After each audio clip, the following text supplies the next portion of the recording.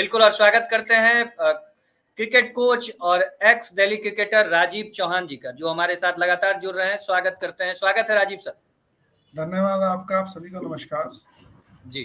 साथ ही अलका जी का स्वागत करते हैं, जो उत्तराखंड वुमेन्स क्रिकेट की सेलेक्टर हैं। स्वागत है अलका मैम। थैंक यू जी। साथ ही आज हमारे साथ क्रिकेट फैन जुड़ रहे हैं, उनको भी थोड़ी देर में हम लोग जोड़ेंगे। और हर्षित साथी मृत्युंजय भाई साहब भी जुड़ चुके हैं हमारे बीच, जो हमारे सहयोगी भी हैं और एज ए क्रिकेट फैन ये लोग जुड़ रहे हैं, तो इनके सवाल भी होंगे। और सबसे पहले राजीव सर से जानते हैं। सर, कल के मैच पे अगर आपसे पूछा जाए कि मुंबई इंडियंस जिसके लिए जानी जाती है, आपको वो दिखाई दिया उनके रन चेज में? शायद हमारी कल जो बात हुई थी उसी भी बात थी कि वो शुरू के 1-2 मैच हारते हैं, उसके बाद वो अपनी लय पकड़ते हैं, और क्या जबरदस्त लय पकड़ी है उन्होंने। बिल्कुल। और सूर्य कुमार यादव का फॉर्म सर, कल जिस तरह से फ्री फ्लोइंग बैटिंग उन्होंने की है हर डायरेक्शन में, जी, 200 से ज्यादा के स्ट्राइक रेट से उन्होंने बल्लेबाजी की। क्या पुराना सूर्या चमक रहा है? बिल्कुल, सूर्य कुमार स्काई SKIY तो चमक रहे हैं। खूब जबरदस्त बैटिंग की उन्होंने, साथ में ईशान ने बड़ी अच्छी बैटिंग की, और उन दोनों के आउट होने के बाद जो तिलक ने बैटिंग की है वो काबिल तारीफ था। सर राजीव सर, आपसे एक बात पूछना चाहूंगा। कल जब हमने मुंबई चेस करने उतरती है, ठीक है, उनके सामने जो 14 रन का लक्ष्य है, पर मैं नहीं मानता हूँ कि कल मुंबई इंडियंस के ऊपर प्रेशर दिखा। उन्होंने एक बिल्कुल प्लान को ऐसा लग रहा था कि वो एक एग्जीक्यूशन को फॉलो कर रहे हैं। उनको पता है किस तरीके से बढ़ना है, कहाँ पे विकेट बचाना है, कहाँ पे रन को एक्सेलरेट करना है, जिसको सूर्य कुमार यादव और ईशान किशन ने बखूबी निभाया। 0 पे रोहित शर्मा जैसे खिलाड़ी का विकेट जाने के बाद भी। तो आप इस सक्सेसफुल चेस को, तिलक वर्मा को उनका रोल बिल्कुल जस्टिफाइड था कि उनको जाना है, अंतर कम करना है, और उन्होंने 20 ओवर से पहले जीत गया। तो आपको लगता है कि मुंबई की कल की जीत एक तरीके से ऐलान है कि हाँ, वो टेबल्स में टॉप भी करने वाली है? देखो, हमने कल इस मैच पे थोड़ी बात की थी, तो हमने कहा था कि बाद में जो बॉल डालेगा उसको एडवांटेज नहीं मिलेगा, जो बाद में बैटिंग करेगा उसको एडवांटेज मिलेगा बैटिंग का। तो इसी तरह मुंबई ने टॉस जीतने के बाद बॉलिंग चुनी, और 200 रन कोई कम नहीं होते हैं 2020 के अंदर। 10 रन से प्लस की एवरेज थी उनकी। और देखो, जब ये बड़े प्लेयर्स होते हैं, एक बार जब लय में आते हैं तो फिर वो एग्जीक्यूट करते हैं। वो 10 रन काउंट करके खेले शुरू से ही, पहले ओवर से वो 10 रन काउंट करके खेले थे, उसके बराबर चल रहे थे। तो जब उनकी आस्किंग रेट 13 के आसपास हुई तो ये 11 पे उसको बना रहे थे। एकदम से जो सूर्य कुमार आया, उन्होंने गेयर चेंज किया है, एकदम से मैच का रुख पलटा है कि भाई अब जो है आपको हम आपकी जीत आपके जबड़े से खींच के निकाल लेंगे, और वही हुआ। और जबरदस्त दोनों की तरफ से लगातार बैटिंग ऐसी हुई कि आपको कुछ सूर्य कुमार के कुछ शॉट्स आपको ऐसा नहीं लगेगा कि उसने कोई आड़ा तिरछा लपेड़ा मारा। कवर्स के ऊपर जो किसने शॉट मारा है वो टाइमिंग के साथ नजाकत था उसका। देखने वाला जितने भी देखे होंगे लोगों ने, उनको एक पैसा वसूल शॉट थे वो, और पैसा वसूल मैच भी था। सर कल सारे शॉट्स से, उनके जितने भी शॉट्स थे, लेकिन मुझे एक शॉट याद है, जब उनको प्रॉपर पता है कि जो पीछे का फील्डर है उनके बीच में गैप्स कितना है, वो बिल्कुल अपने आप को शिफ्ट करते हैं विकेट के पास, और बिल्कुल बैट को इस तरीके से साइड की तरफ बॉल को टच करते हैं। कोई ताकत कुछ नहीं, सिर्फ टाइमिंग, और बराबर दो फील्डर के बीच से बॉल चौका चले जाती है। प्लेसमेंट, तो प्लेसमेंट आपको लगता है कि एक, ठीक है, बॉटम हैंड प्लेयर हो, आप ब्रूट प्लेयर हो, ये तो हो, लेकिन मैं मानता हूँ सर सूर्य कुमार यादव एक इंटेलिजेंट प्लेयर भी हैं, जो बिल्कुल एनालाइज करते हैं अपने शॉट खेलने से पहले चारों तरफ कि कहाँ पे मुझे गैप मिलने वाला है। इस चीज को आप कितना मानते हैं सर? देखिए, कुछ प्लेयरों की ना अपनी शैली होती है खेलने की। जैसे आप पुजारा को देखेंगे तो पुजारा अपनी बॉडी के पास खेलेगा और उसको विकेट पर टाइम स्पेंड करना है। सूर्य कुमार इंडिया का AB डिविलियर्स है, और शायद मुझसे ऊपर निकल चुका है। आप उसकी सबसे जरूरी चीज क्या शॉट को खेलने के लिए कि आपको पे आइज रखनी है, और खेलता वही बॉडी के पास है। सिर्फ वो क्या करता है कि आपको उस टाइम पे बिल्कुल एंड मोमेंट पे उस बॉल की स्पीड को यूज करता है, जहां उसको लगता है वो उस तरफ इतना टाइम होता है उसके पास बॉलों को खेलने के लिए, जो क्रिकेट की किसी बुक में शॉट्स नहीं है। वो शॉट मारता है। आप देखो, विकेट के पीछे भी मारता है, विकेट कीपर के सर के ऊपर से भी जाते हैं, फाइन लेग में जाते हैं। और कल तो जो उसने एक शॉट खेला है, मतलब मैं उस शॉट का तो फैन हो गया हूँ कि उसने कवर्स के ऊपर, एक्स्ट्रा कवर्स के ऊपर छक्का मारा है। उसमें कोई ताकत का यूज नहीं था। लोग उसको कहते हैं बॉटम एंड प्लेयर है ये। उसने क्या एग्जीक्यूट किया, उसको एल्बो हाई किया और उसको बॉल को एयर दिया। जो कोई बच्चे, छोटे बच्चे भी देखना चाहे कि हम उसको टेक्निकली कैसे मार सकते हैं, वो शॉट से सीख सकते हैं। और सर अगर हम मुंबई इंडियंस की बात कर रहे हैं तो, और पीयूष चावला की बात ना करें तो कहीं ना कहीं नाइंसाफी होगी। आपको नहीं लगता कि पीयूष चावला ने इस आईपीएल में प्रूव किया है कि age is just a number? और जिस तरह से कल भी जहां जोफ्रा आर्चर 60 के करीब रन लुटा रहे थे 4 ओवर में, वहां भी पीयूष चावला आते हैं, किफायती गेंदबाजी करते हैं, न सिर्फ इकोनॉमिकल बॉलिंग करते हैं बल्कि 2 विकेट भी उन्होंने लिया है।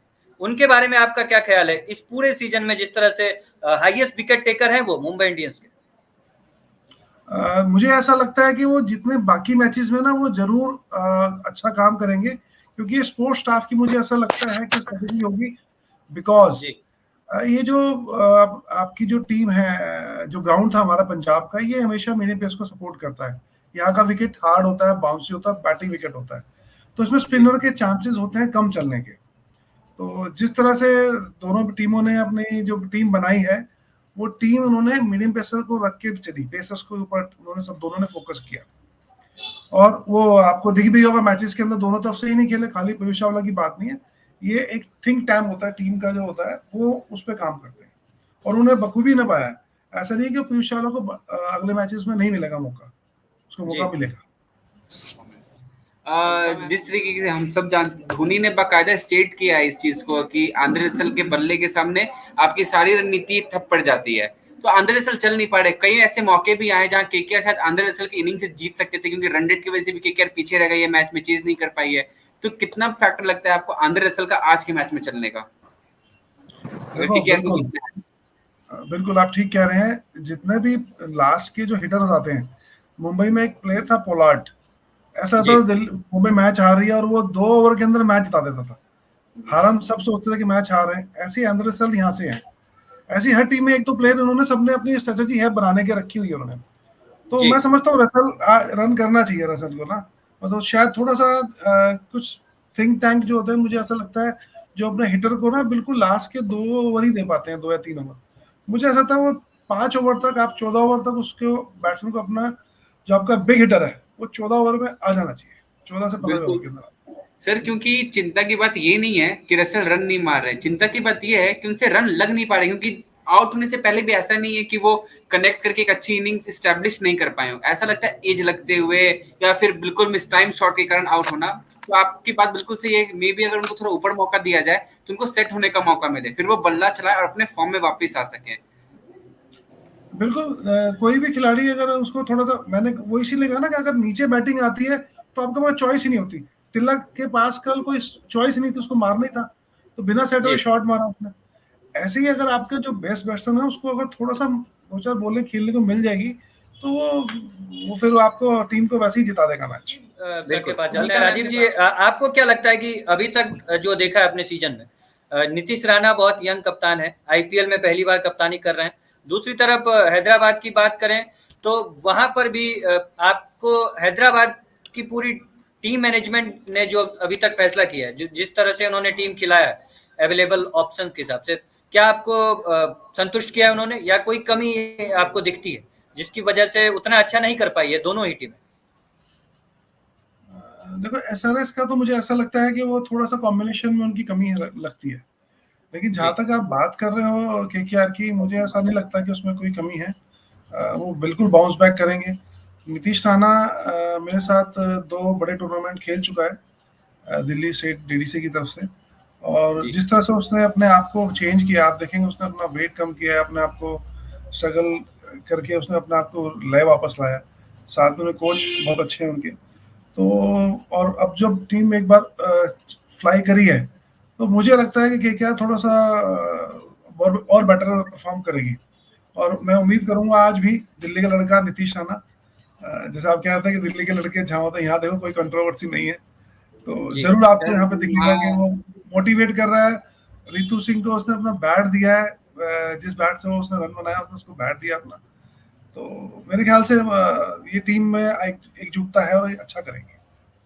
सर एक बात बोलना चाहूंगा, पहला बात तो सर जो दिल्ली के लड़के वाली बात है वो बिल्कुल हमारे तरफ के पक्ष में था, वो सोशल मीडिया ट्रोलिंग था, वो just as an conveyor and अब कन्वे किया। दूसरी बात कि आपको वो कंट्रोवर्सी था कि वन खेड़े वाली, जब शाहरुख खान थे वहां पर, जी याद है। शाहरुख खान से जब बाद में पूछा गया था कि आपने ऐसे क्यों कहा, तो उनका स्टेटमेंट था, अरे दिल्ली से हूं मैं, मुझसे नहीं रहा गया, नहीं सुना गया तो बस कर दिया जो करना था। हाँ। सर वो देखो मतलब एक फाइटिंग एटीट्यूड होती है दिल्ली वालों के पास। अभी आप दिल्ली कैपिटल्स को देख लीजिए, जहां लोग कह रहे थे कि ये टीम में ऊपर नहीं उठेगी, उन्होंने टेबल टॉपर को हरा दिया एक बार में। देखो तो मैं कह रहा हूँ कि उर्दू वो शायद नेगेटिव नहीं है, वो एक फाइटिंग एटीट्यूड है। नहीं, बिल्कुल उस दिन शायद हम सब इसी बात पे बात करते, दिल्ली नहीं जीतेगी। शायद मैं ही अकेला कह रहा था कि नहीं, सर पॉजिटिव मैं रहेंगे। आपके साथ था, मैंने बोला था आप और मैं कि साथ थे। हाँ कि दिल्ली जीतेगी आज। सर देखो दिल्ली का नेचर, मैं भी दिल्ली वाला हूँ, दिल्ली से सारी डेढ़ खेली मैंने।